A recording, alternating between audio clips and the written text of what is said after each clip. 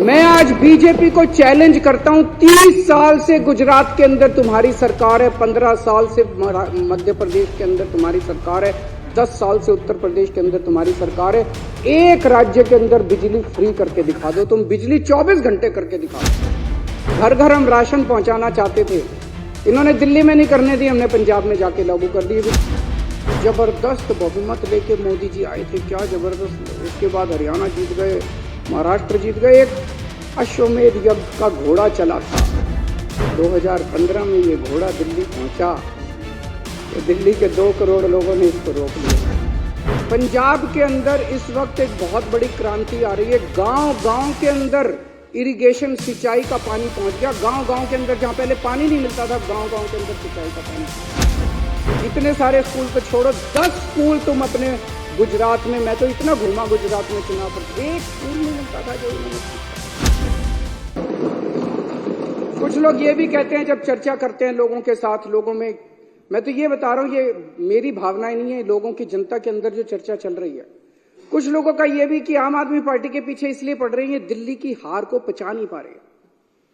याद करो 2014 में मई के महीने में क्या जबरदस्त बहुमत लेके मोदी जी आए थे, क्या जबरदस्त। उसके बाद हरियाणा जीत गए, महाराष्ट्र जीत गए। एक अश्वमेध यज्ञ का घोड़ा चला था, ऐसे लग रहा था जैसे इस घोड़े को कोई नहीं रोक पाएगा। और फिर जब 2015 में ये घोड़ा दिल्ली पहुंचा तो दिल्ली के 2 करोड़ लोगों ने इसको रोक लिया। और केवल रोका रोका नहीं, 70 में से 67 सीट बीजेपी केवल 3 पे सिमट गई।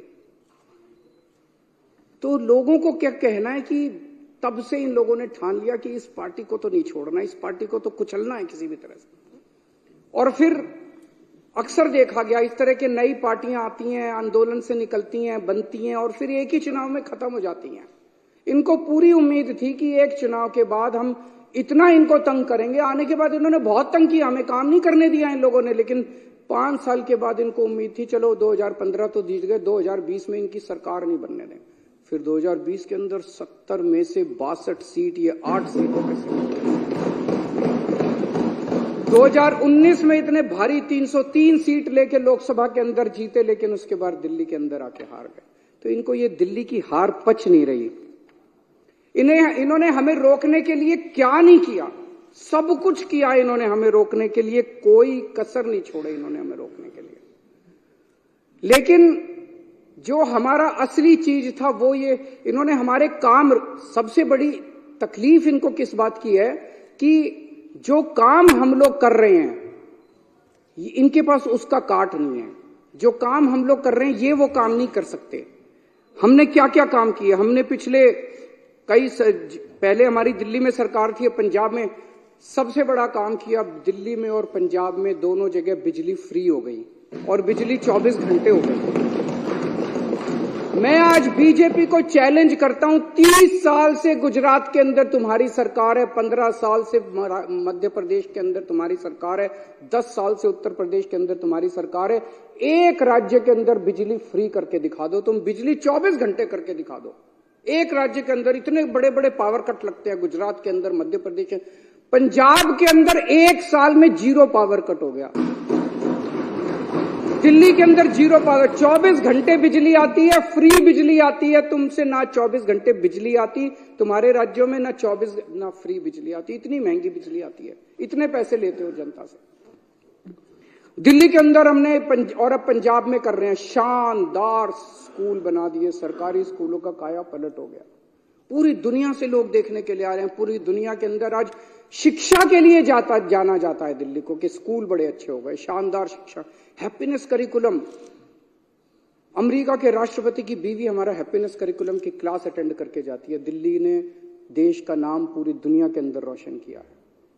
और इनके स्कूलों को उठा के देख लो, गुजरात, मध्य प्रदेश, उत्तर प्रदेश के स्कूलों को उठा के देख लो, क्या हालत बना रखी है। उनके अंदर जानवर घूम रहे हैं, ये टूटी पड़ी हैं, दीवारें टूटी पड़ी है। कितने गरीबों के बच्चों का भविष्य जो है इन्होंने अंधकार में डाला हुआ है। मैं चैलेंज करता हूं बीजेपी को, इतने सारे स्कूल तो छोड़ो, 10 स्कूल तुम अपने गुजरात में, मैं तो इतना घूमा गुजरात में चुनाव पर, एक स्कूल नहीं मिलता था जो इन्होंने ठीक कराओ। 30 साल के अंदर तुमसे एक स्कूल ठीक नहीं हुआ, ये काम तुम नहीं कर सकते, इसलिए इनको तकलीफ है। हमने दिल्ली में अस्पताल इतने बना दिए, सबका इलाज मुफ्त कर दिया, अस्पताल बना दिए, सबका इलाज मुफ्त कर दिया, मोहल्ला क्लिनिक बना दिए जिसमें गली गली के अंदर लोगों को इलाज मिलने लगा। तुम भी कुछ अच्छे, तुम लंबी लकीर तो खींच के दिखाओ यार, तुम कुछ अच्छा काम तो करके दिखाओ। हमने बुजुर्गों के लिए तीर्थ यात्रा कर दी, इतना आशीर्वाद देते हैं, इतना आशीर्वाद देते हैं बुजुर्गों को। और ये सारे काम पंजाब में भी हो रहे हैं। पंजाब में दिल्ली से ज्यादा मोहल्ला क्लिनिक, दिल्ली में तो 540 मोहल्ला क्लिनिक बने हैं, पंजाब में 800 से ज्यादा मोहल्ला क्लिनिक 1 साल के अंदर बन गए। महिलाओं के लिए फ्री बस यात्रा कर दी, इन्होंने इतना विरोध किया, लेकिन सारी महिलाएं तो हमारे साथ ही हैं। दिल्ली के अंदर पानी कोने कोने के अंदर पहुंचा दिया, घरों में पानी नहीं आता, कोने कोने के अंदर पहुंचा दिया, पानी फ्री कर दिया। कच्ची कॉलोनियों को लेके इन्होंने सबसे ज्यादा राजनीति की, अगर काम किया तो हमने किया। दिल्ली की कच्ची कॉलोनियों के अंदर सड़क बनाने का, पानी की लाइनें बिछाने का, हमने सीवर की लाइनें बिछाने का हमने काम किया। पंजाब अभी 2 साल हुए हमें आए हुए, पंजाब के अंदर इस वक्त एक बहुत बड़ी क्रांति आ रही है। गांव गांव के अंदर इरिगेशन, सिंचाई का पानी पहुंच गया। गांव गांव के अंदर जहां पहले पानी नहीं मिलता था, अब गांव गांव के अंदर सिंचाई का पानी पहुंच गया। हमसे सीख लो, हमें सारे काम करने आते हैं, हमसे भी नहीं सीखोगे और काम भी नहीं करने दोगे। अभी delivery of free services, door step delivery of free services, आपको दफ्तर जाने की जरूरत नहीं है, फोन करो और आपके घर आके सरकार काम करेगी। दिल्ली में भी लागू हो गया, पंजाब में भी लागू हो गया। इन्होंने दिल्ली के अंदर हमें door step delivery of ration नहीं करने दी, घर घर हम राशन पहुंचाना चाहते थे, इन्होंने दिल्ली में नहीं करने दी, हमने पंजाब में जाके लागू कर दी। अभी 10 दिन पहले मैं उद्घाटन करके आया हूं पंजाब में। हम लोग व्यवस्था बदल रहे हैं, बहुत बड़ा काम कर रहे हैं।